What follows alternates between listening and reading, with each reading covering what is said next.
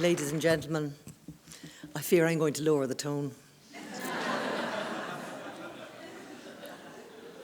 It was Christmas Eve, and the lights were all shining, and the shops were all full of glittery things, and Grafton Street was empty, because it was 8 o'clock at night, and everyone with any bit of sense had gone home or gone to a pub. But I was standing at the corner of Johnson's Court, looking down at Clarendon Street Church, trying to decide, will I go to confession or will I not? I was there, will I go? Do I believe the stuff? Do I not? Now, there's something you need to know about me. I wasn't just brought up Catholic. I was brought up super deluxe, extra strength, gold star Catholic. My mother was principal of the local school, head of the Ladies' Sodality, member of the Altar Society, and my father was the head of the Pioneer Total Absence Association.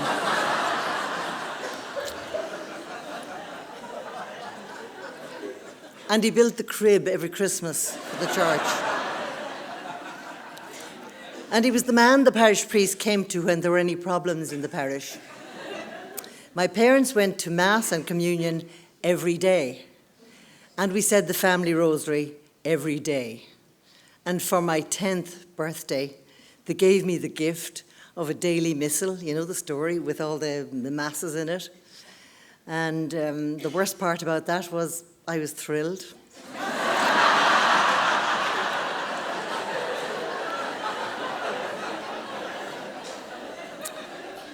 So while all my contemporaries just gave up religion without a thought, I had to have a dark night of the soul. So here I was in Grafton Street in my late 20s going, do I believe in God? Do I not? Is confession right? Will I go? Will I go? And eventually I decided, stuff it, I'll go. It'll do me no harm and it might do me some good. So the church was quite dim and there was just a little sanctuary lamp. And there was one light over the one confessional that was open for business. And I knelt down to try and decide what my sins were. And mostly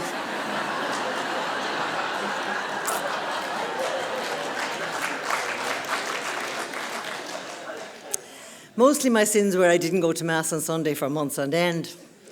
And I told lies to my parents about going to Mass. So I went into the confessional and I knelt down, it's pitch black. Slide went over and I did the bless me Father for I have sinned and told him whatever it was to be told.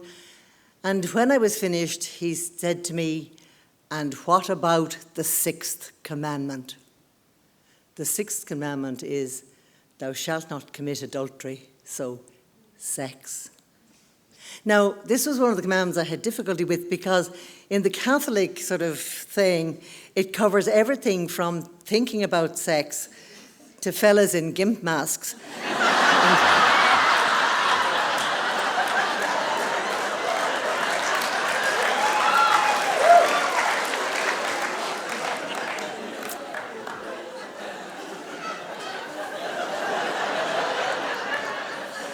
And everything up, down, sideways, legal and illegal. But the worst part of it was that I had nothing to confess. Well, maybe the occasional wrestle in the back of a taxi, but you know. So I said that I didn't think that anything I had done against the 6th commandment would have been a mortal sin. And he turned to me and he said, all sins against the 6th commandment are mortal sins. Now, there's something else you need to know about me. I was educated by the Dominicans, and they didn't have that much interest in the Leaving Cert, but they had great interest in preparing us for the time when we left school, when we would be assassinated by Protestants, communists, and atheists who would try and divert us from our Catholic faith. So not only did we have catechism and church history, we had moral philosophy, ethics, apologetics. So I knew everything there was to be known. And I didn't want this priest to think I was some sort of ignorant gobdoll. So I said, but a mortal sin needs 3 conditions: full, grievous matter, full knowledge, and full consent. Well, he said, how dare you, he said, how dare you argue with me, you a mere chit of a girl, and I a priest of God. I refuse to give you absolution. Get out of my confessional, out, out, out. And he slammed the slide over. Well, I was totally taken aback. And I sat outside thinking, like, oh, how can you be refused absolution because you know your stuff? I mean, this is...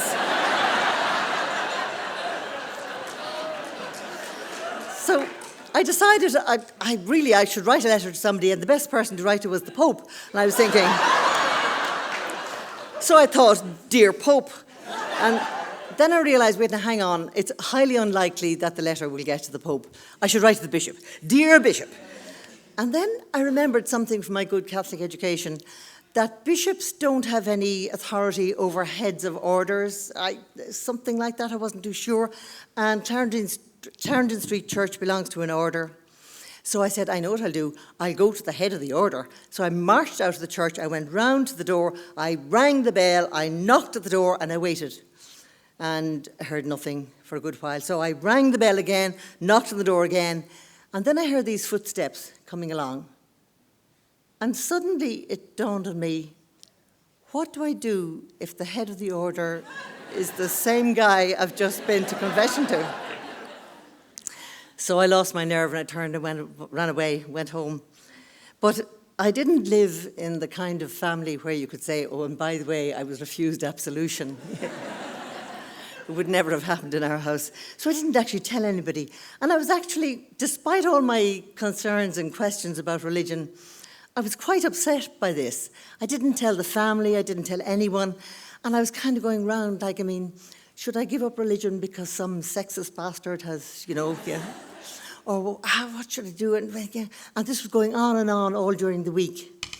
And exactly a week later, on New Year's Eve, I was driving through the Phoenix Park. I was coming out at the Bagot Street, or the Bagot Road gate, and that involves a rather tricky S-bend. And I came round the S, and literally, as I went through the gates, I had this epiphany. And I suddenly thought, I'm an intelligent, well-educated woman. I know right from wrong. I can make my own decisions. And I can let all of the religious stuff just go. And it was like the chains had fallen off. And as I rounded the last bit, I thought, this is the first day that I am a really fully grown adult.